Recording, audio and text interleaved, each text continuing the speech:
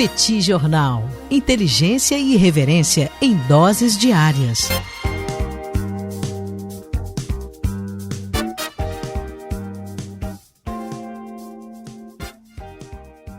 Olá, gente. Bem-vindos, bem-vindas ao Petit Jornal. Esse é o bate-papo número 922. Estamos gravando numa live no YouTube do Petit Jornal. São exatamente 9 horas e 16 minutos da manhã de segunda-feira, 1º de setembro de 2025. Cá está a dupla de costume, a dupla que você conhece de cor. Tanguy, o Bagdadi animado, contente, preparado, revigorado, resiliente, retumbante, descansado, tarifado, mas com esperança. Falaremos sobre isso hoje. Seguem vivas as esperanças do professor Bagdadi de reverter tarifas. Temos também Daniel Souza, que é esse que vos fala. Ao longo dos próximos minutos, vamos repercutir os principais acontecimentos internacionais dos últimos dias. Como vai, senhor Bagdadi? Tudo bem? Vamos a isso? Tudo bem, Daniel Souza? Vamos lá para esse primeiro bate-papo da semana, segunda-feira de manhã, para esse bate-papo 922. Um prazer estar aqui mais uma vez para a gente tentar entender as loucuras desse mundo que não para um só minuto.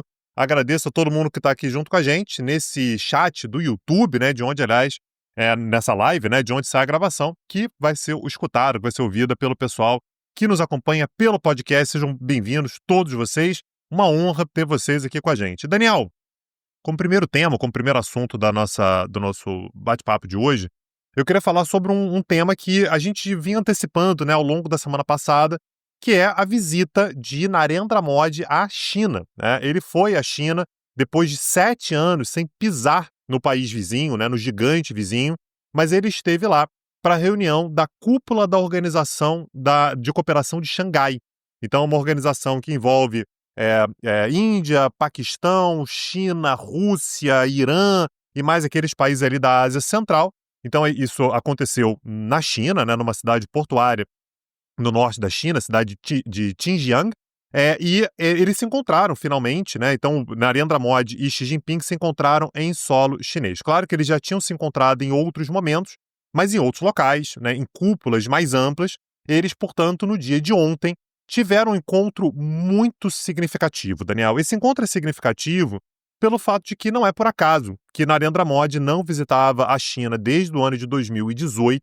Os dois têm problemas fronteiriços, né? China e Índia têm problemas fronteiriços. São dois gigantes econômicos, duas potências nucleares, mas vinham alimentando grandes rivalidades, grandes problemas entre si, inclusive com uma crise muito séria na fronteira que teve o seu auge ali no ano de 2020, né? Inclusive com atritos entre tropas indianas e chinesas na fronteira, aquela forma curiosa, né, de atrito que eles têm ali, no qual eles não usam armas de fogo, né? É meio que um acordo que eles têm ali, não usam arma de fogo, mas o que não diminui, na verdade, o nível de tensão que a gente tem na fronteira. Só que, desde então, as coisas mudaram muito e a gente teve os Estados Unidos com sua guerra comercial impondo muita pressão sobre a China num primeiro momento e ao longo dos últimos dias, ao longo das últimas semanas, pressões muito sérias sobre a Índia também, inclusive com a imposição de tarifas de 50% sobre as exportações indianas, né? Então a Índia se iguala ao Brasil como um dos países mais tarifados por Donald Trump do mundo todo. A Índia, Daniel, ela tem uma postura em termos de política externa que é bastante marcante, né? Que é o fato de que a Índia ela tenta evitar alinhamentos de longo prazo. Então, é verdade que ao longo das últimas décadas, Estados Unidos e Índia vinham tentando construir ali uma aliança, uma relação mais próxima e tudo. Agora, no momento em que a Índia sente que isso aí está indo por água abaixo, a Índia não tem problema nenhum em pivotar as suas relações e se aproximar de outros polos, de outros parceiros, inclusive da própria China, com o qual a Índia teve problemas ao longo dos últimos tempos. E não nos enganemos, se depois de amanhã a China trouxer mais problemas e os Estados Unidos fizerem alguma sinalização positiva, a Índia não vai ter problema nenhum também em voltar a sua relação para os Estados Unidos. Mas o fato é que no dia de ontem, Daniel, quando eles se encontraram, o recado era de que China e Índia são parceiros de desenvolvimento e não rivais. Isso aqui é uma pauta comum que China e Índia têm. Olha, desenvolvimento é uma das coisas mais importantes que tem por aí. nós precisamos nos aproximar com o objetivo de promover o desenvolvimento dos dois. O encontro, Daniel, tratou de vários assuntos, entre eles, naturalmente, comércio. Só para a gente conseguir entender a situação comercial dos dois, a Índia tem a China como sua maior parceira comercial, né? Só que a Índia tem um déficit muito grande com a China, né? Aliás, é um déficit de quase 100 bilhões de dólares, né, Daniel? Que naturalmente para a Índia incomoda bastante. Obviamente, esse era um tema importante no momento de guerra comercial como esse. É impressionante porque a Índia acaba tendo exportações muito reduzidas para a China. Se a gente pegar o último fiscal year, que é o padrão que os indianos acabam utilizando, o fiscal year que terminou na virada de março para abril desse ano de 2025, a Índia importou da China 113,5 bilhões de dólares e exportou apenas 14,3. Diante disso, o déficit acaba sendo de inacreditáveis 99,2. Inacreditáveis porque a gente está falando de um país que importa 113 e desses 113, 99 é déficit. Esse desequilíbrio comercial que a Índia tem com a China representa 35% do déficit comercial total da Índia no mesmo período, déficit comercial que foi de 283 bilhões. É importante registrar que a Índia é um país ainda bastante deficitário do ponto de vista comercial, principalmente por conta da sua dependência de energia importada. A China, inclusive, tem sido uma fornecedora de painéis solares, tem sido uma fornecedora de infraestrutura renovável, justamente para tentar, ainda que gradualmente, diminuir a dependência dos indianos em relação ao petróleo importado. Aliás, China e Índia são os dois países do planeta que são os maiores importadores líquidos de petróleo. É interessante porque existe uma expectativa por parte do governo indiano de ampliar muito o comércio com a China, particularmente as exportações com a China. Um estudo recente produzido pelo governo indiano destacou que o país tem um potencial de exportação não explorado, existente e não explorado, para a China de aproximadamente 161 bilhões de dólares por ano, o que significa dizer que a Índia poderia estar exportando 10 vezes mais para a China do que exporta hoje. E, consequentemente, essa aproximação comercial da Índia com a China, do ponto de vista indiano, tem muito esse lado. Essa percepção de que, olha, os americanos estão fechando o mercado para nós, não tem problema, a gente vai buscar oportunidades alternativas e, nesse sentido, a China acaba sendo uma temática absolutamente incontornável. E é importante registrar que você também teve o anúncio da retomada de voos diretos, o que é um negócio inacreditável, quer dizer, desde 2020, Índia e China estavam sem voos diretos e também tem aí restrições ligadas a exportações de bens essenciais como terras raras que a China concordou em levantar. Quer dizer, a China vai voltar a exportar para a Índia terras raras, vai voltar a exportar fertilizantes e máquinas de perfuração, facilitando a cooperação. E tem também questões religiosas envolvidas, né, Tanguy? Que aí eu tenho certeza que você pode explorar um pouco melhor, porque houve aí o relaxamento de vistos e restrições para peregrinações religiosas. Pois é, a gente tem a região do Tibete ali, né, Daniel, que é uma situação muito sensível entre os dois. O Tibete é a maior região da China, então pensa aí na China, um dos maiores países do mundo. O Tibete é a maior região da China e que tem uma ligação religiosa muito grande com os indianos, né? Então os hindus, particularmente, têm uma ligação bastante grande com o Tibete. Não por acaso, a gente tem, por exemplo, a questão do Dalai Lama, né? O Dalai Lama, que é uma entidade, é um líder religioso do Tibete e que está exilado na Índia desde 1959. Então, é um ponto de tensão. Então, um dos gestos que a China faz em direção à Índia é exatamente autorizar que peregrinos indianos visitem locais sagrados no Tibete. Isso é visto como algo muito significativo nessa relação, é algo realmente muito simbólico. A gente está falando também, Daniel, sobre dois países, e aí eu imagino que os Estados Unidos estejam olhando com muita atenção para essa reunião. A gente está falando sobre dois países que são duas superpotências do ponto de vista econômico. É claro que quando eu digo superpotência, a gente tem que sempre relativizar o tamanho dos Estados Unidos, né, da economia americana, mas a China já é a segunda maior economia e a expectativa é de que a Índia se torne a terceira maior economia, ultrapassando, por exemplo, a Alemanha, até o ano de 2028. Daniel, a gente está em 2025, meados de 2025. Até 2028, a gente já pode cumprir aquele pódio, né, que a gente imaginava até que se concretizaria até 2050, que é ter... Falamos sobre isso no Petit Cursos, hein, recentemente, no curso sobre 2050. É isso. Então, a gente sempre olha para 2050 tendo Estados Unidos, China e Índia entre os 3 primeiros, sem a gente saber exatamente qual é a ordem, apesar de me parecer que a ordem vai se manter essa durante algum tempo, né? Então, Estados Unidos primeiro, China em segundo, Índia em terceiro. Isso já é para 2028, né? É possível que a gente já chegue nessa configuração. Claro que ainda tem grandes problemas na relação. Então, por exemplo, a China anunciou há algum tempo a construção de uma mega represa no Tibete, né? Que é exatamente uma região muito ligada à Índia também, e que leva a uma ameaça de desviar até 85% das águas do rio Brahmaputra, que é importantíssimo para o norte da Índia. Então, isso é um problemaço. A questão do Dalai Lama também é uma questão muito sensível para a China, particularmente, né? O Dalai Lama se coloca uma liderança tibetana, mas está exilado na Índia. Tem a questão do Paquistão, o Paquistão que é o grande inimigo da Índia, que é um país que tem relações bastante próximas, econômicas, militares, com a China.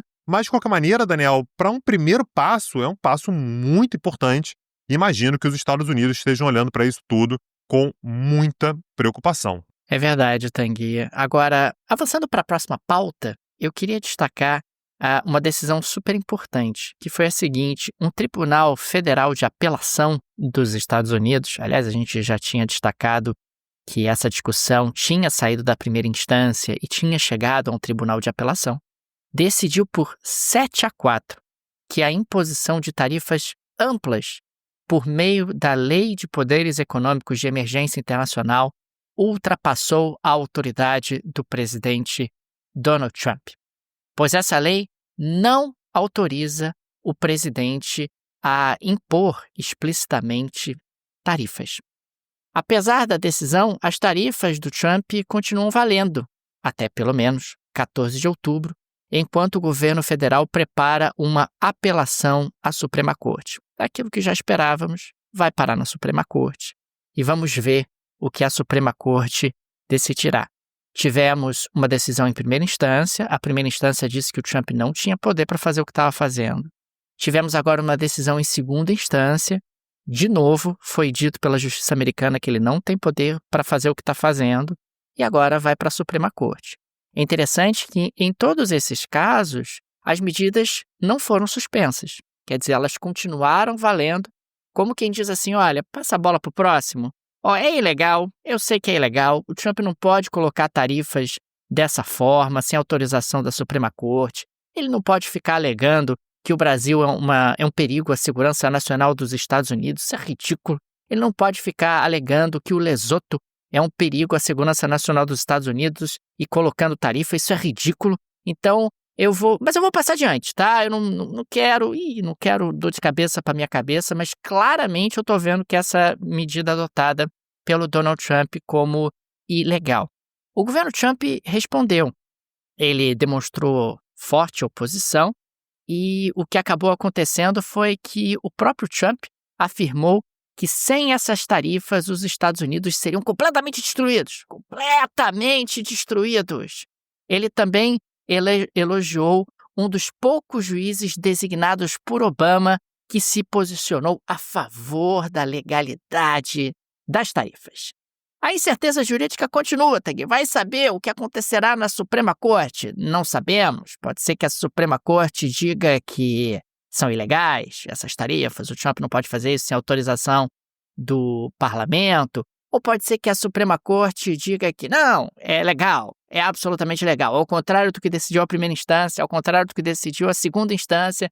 Eu, Suprema Corte, estou olhando para isso aqui e estou dizendo, mas é claro que o Lesoto é um perigo à segurança nacional dos Estados Unidos, é claro que o Se o Lesoto não for contido, vai destruir os Estados Unidos, Daniel Souza. Exatamente, então é claro que o Trump tem o direito de colocar tarifas unilaterais contra o Camboja, contra o Vietnã, contra o Brasil, porque afinal todos esses países são um perigo do ponto de vista da segurança nacional dos Estados Unidos. Enfim, em condições normais de temperatura e pressão, me parece que nós teríamos aí um encaminhamento para a revogação dessas tarifas. Mas os Estados Unidos não estão em condições normais de temperatura e pressão. Você tem tido aí decisões, no mínimo, curiosas.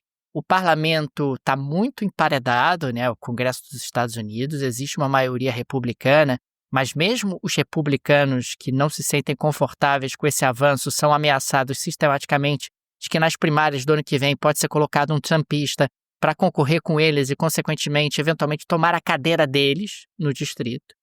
O Partido Democrata está completamente rachado, sem rumo, completamente sem rumo. E nós temos aí a justiça americana também com dedos, né? Ah, não, tô vendo que é ilegal, mas passa para a próxima. Vai continuar em vigor, hein? Enquanto a próxima instância não tomar uma decisão mais clara sobre o que está acontecendo. Esse é o momento dos Estados Unidos. Há aí essa discussão jurídica sobre a legalidade das tarifas e ela, como era esperado, vai parar na Suprema Corte.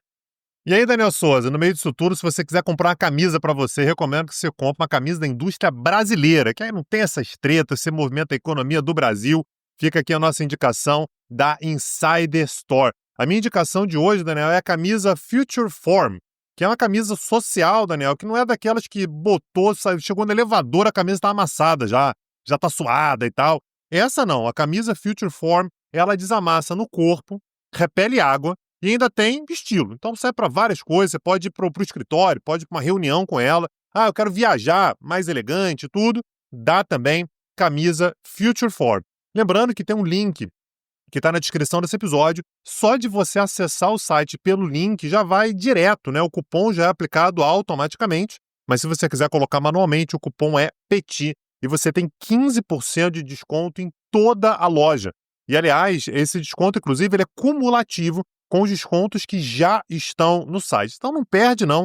A Future Form é apenas um exemplo, né, de roupas incríveis, tecnológicas que a Insider tem lá no site dela, para todas as ocasiões, com várias cores diferentes para você, para dar de presente, né, da maneira que você quiser. Tenho certeza que a Insider Store vai poder te acompanhar em diversas ocasiões. Como próxima pauta, Daniel Souza, eu queria falar sobre o Iêmen. Israel lançou um ataque aéreo contra a capital iemenita, né, Sanaa, que é controlada pelos Houthis, né, controlada ali pelos rebeldes, né, que tomaram a cidade de Sanaa alguns anos atrás, e matou cerca de 20 pessoas nesse ataque. Entre essas 20 pessoas mortas está o primeiro-ministro do país, o Ahmad Khaled al-Hawi. E aí, só para a gente conseguir entender, Daniel, o Iêmen é um país pequeno, é o país mais pobre da região, e ele tem 2 primeiros-ministros. Na prática é isso. O Iêmen, até 1990, só para a gente conseguir ter um contexto histórico aqui, eram 2 países, né? Então você tinha o Iêmen do Norte e o Iêmen do Sul. Em 1990, ele passou por uma unificação e manteve a capital do Iêmen do Norte como a capital do país. Então Sanaa, que era a capital do Iêmen do Norte, tornou-se a capital do país como um todo. Porém, depois da Primavera Árabe, um grupo de rebeldes, os rebeldes Houthis, que são aliados do Irã, tomaram a capital e, portanto, o governo mudou-se para Aden. Aden fica bem lá no sul do país, né? Fica perto ali do Estreito de Bab el-Mandeb, mas mais ao sul. E é exatamente esse governo que é reconhecido, né? Esse governo de Aden, que é reconhecido por outros atores ali da região. Israel, portanto, considera que, aliás, vários outros países consideram de forma similar, que o primeiro-ministro que está lá em Sanaa não é o primeiro-ministro legítimo do país, ele é o primeiro-ministro indicado pelos Houthis. Ele está na capital, mas a capital ela foi tomada por um grupo de rebeldes. E foi exatamente esse que foi assassinado. Há muitos indícios, Daniel, de que, na verdade, o primeiro-ministro que morreu, né, o Ahmad Khaled al-Hawi, ele não era exatamente o cara que mandava no país. Há uma teoria que diz que, na verdade, ele sequer estava nos círculos de poder mais internos dos Houthis, e quem mandava de fato era o vice-primeiro-ministro, que agora torna-se o primeiro-ministro, que é um cara chamado Mohammed Miftah. Então, só para a gente conseguir entender, Daniel, como é que é a situação do Iêmen, é uma situação bem complicada, bem complexa. Então, nós temos um país dividido ao meio, temos 2 primeiros-ministros, o primeiro-ministro que é reconhecido internacionalmente, né, por vários países ali da região, continua lá, não manda em boa parte do país, inclusive na própria capital, mas, de qualquer maneira, os ataques à capital mataram um dos primeiros ministros E aí, Daniel, é rei morto, rei posto, né? Então, o Ahmad Khaled al-Hawi morreu, mas o seu vice, Mohammed Miftar, que aparentemente é ainda mais poderoso do que faleceu, já está no poder, já está comandando o país naquela porção norte do Iêmen, Daniel. Aqui tivemos a divulgação do PIB do Canadá. E o PIB do Canadá recuou impressionantes 1,6% em base anualizada no segundo trimestre de 2025, de acordo com dados oficiais, né, do Statistics of Canada, após ter crescido 2% no trimestre anterior. Trata-se da primeira contração do PIB canadense, melhor dizendo, em 7 trimestres. A causa predominante dessa retração, veja você, foi a forte queda nas exportações canadenses para os Estados Unidos. Houve também queda nos investimentos empresariais e maquinários, em maquinários e equipamentos. Contudo, houve algum alívio no nível interno da economia. O consumo das famílias, o investimento residencial e os gastos do governo cresceram, contribuindo assim para amenizar em parte os impactos negativos. É impressionante porque, claro, foi um baque inicial, não se espera que esse baque se repita nos trimestres seguintes, mas de qualquer forma, o PIB canadense vai crescer muito menos do que cresceria se você não tivesse essas tarifas de importação sendo colocadas pelos Estados Unidos.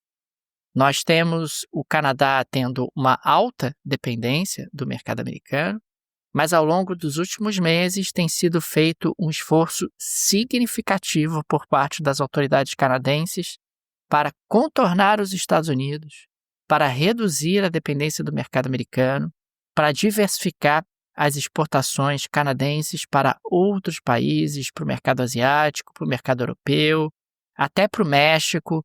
Você tem tido aí os canadenses buscando algum tipo de estratégia que possa fazer com que, na prática, o mercado americano não seja tão relevante. É um divisor de águas, né? Porque o Canadá é um aliado histórico dos Estados Unidos, talvez não esteja na mesma prateleira do Reino Unido, mas está imediatamente abaixo, com certeza, junto com países como a Austrália, um país no qual os Estados Unidos sempre tiveram um aliado para tudo, né? Não só questões econômicas, como questões de defesa, como guerras, etc. E agora o Canadá parece cada vez mais seguir um outro caminho, o que me parece ser muito ruim para os dois. É ruim para os Estados Unidos e é ruim para o Canadá. É ruim para os Estados Unidos porque, pelo amor de Deus, o Canadá é o aliado que qualquer um pediu a Deus, é o vizinho que qualquer um pediu a Deus, um país desenvolvido, um país tranquilo, um país que compra todas as suas brigas, um país que é um grande fornecedor de energia, um grande fornecedor de commodities, é tudo que os Estados Unidos sempre quiseram na vida, é ter um aliado com o Canadá, além de você ter ali uma fronteira de mais de 9.000 quilômetros entre os dois países. E para o Canadá também é muito ruim. Puxa vida, os Estados Unidos é a maior economia do planeta. Você vai abrir mão desse mercado, mesmo que parcialmente, abrir mão de exportar produtos para os Estados Unidos, um país que está colado em você, que diminui significativamente fretes. Os Estados Unidos você manda entregar as mercadorias de caminhão. Quer dizer, agora você vai ter que colocar em navios para mandar para outros lugares. É mais caro, é mais demorado. Você vai perder margem, vai perder eficiência, mas você acaba se sentindo obrigado a fazer isso porque não pode confiar no seu parceiro do Sul, né, os Estados Unidos, no caso, dentro desse novo contexto internacional no qual os americanos se posicionam. Acho um erro grosseiro, a partir dos Estados Unidos, é bem verdade, o Canadá na prática está reagindo, mas acho que os dois países têm muito a perder no longo prazo com esse tipo de distanciamento e, embora no curto prazo talvez seja até politicamente interessante para os governos de turno. Para o Trump, porque bota aquela banca, olha como eu sou brabo, olha como eu faço, olha como eu aconteço, olha como nós estamos importando menos do Canadá.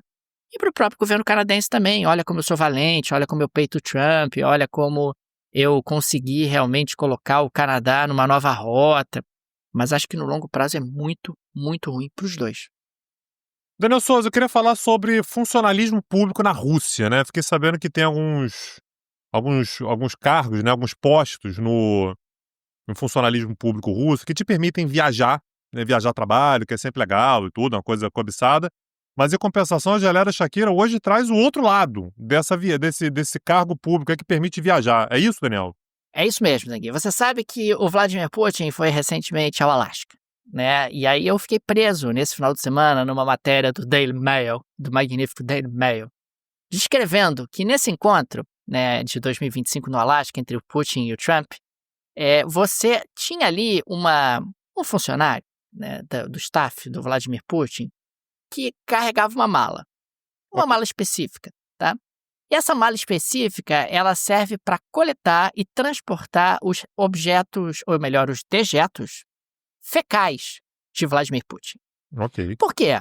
O objetivo é impedir que serviços de inteligência estrangeiros analisassem eventuais problemas de saúde, coletassem material biológico, tentassem entender o que o Vladimir Putin come, o que ele não come. Portanto, existe uma pessoa responsável no staff russo por carregar uma mala. Uma mala para todos os lados, ele não pode se afastar dessa mala, onde todos os dejetos fecais produzidos pelo Vladimir Putin durante a viagem são coletados, armazenados e transportados. Tá? Eu acho isso extremamente importante. É uma função de grande relevância. Imagina, você não pode botar qualquer um para fazer essa função. Você tem que botar uma pessoa, de confiança. Imagina que essa pessoa eventualmente venda os dejetos fecais de Vladimir Putin para serviços de inteligência estrangeiros. Vai saber o que se pode descobrir.